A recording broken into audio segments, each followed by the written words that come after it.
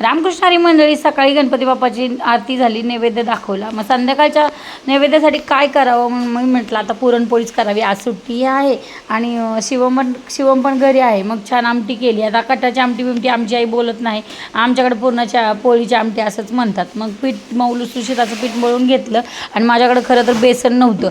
मग मी बेसन आणण्यापेक्षा म्हटलं डाळ भिजायला घातली हरभऱ्याची आणि हरभऱ्याच्या डाळीची मी भजी केले वाटून. पण मी बेसन आणायला काही गेले नाही. नंतर कुरड्या पापड्या तर तळल्याच पाहिजे देवाच्या नैवेद्यासाठी. मग बटाट्याची भाजी, आता नवीन थ्यार निघाले बटाट्याची भाजी करायचं पुरणपोळीसोबत. आमच्याकडे असलं नव्हतं. गुळवणी, पोळी, आमटी, भजी, पापड आणि कुरडे एवढंच होतं. पण आता बटाट्याची भाजी शिवम मागतो म्हणून मग मी पापड वगैरे तळून घेतले आणि बटाट्याची भाजी केली. शिवमला सोलायला लावले बटाटे. सोलबाब म्हटलं तेवढं तरी काम कर. मग मी छान असे तयार झाले. एक शेजारी हळदी कुंकू होतं गौरी गणपतीचं, त्यांच्याकडे गौरी असतात म्हणून मग तिथं हळदी कुंकाला गेले. तिथं वेपर्स आणि हे काही छोटंसं नाश्ता दिला होता स्नॅक, तो घरी घेऊन त्यांच्या गणपती बाप्पाचं दर्शन घेऊन मी घरी आले. छान होता त्यांचा बाप्पा. नंतर आल्याच्यानंतर पोळ्या राहिल्या होत्या करायच्या, त्याच्या पोळ्या मी करून घेतल्या.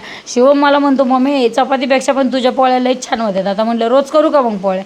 केल्या तर खाल्ल्या नाही कोणी आवडीनी आणि फुकट करायला लावल्या. छान असं तूप लावून मस्त पोळ्या भाजल्या. पोळ्या छान झाल्यात की नाही? चला तर मग तुम्ही पुरणपोळी केली की नाही बाप्पाच्या नैवेद्यासाठी कमेंटमध्ये नक्की सांगा. आणि गेल्या वर्षी मात्र मी चुकले होते, केली नव्हते, पण यावर्षी मी काही चुकणार नाही. छान अशी सागर संगीत पुरणपोळी केली आणि बाप्पाला नैवेद्य दाखवला. जय संताजी.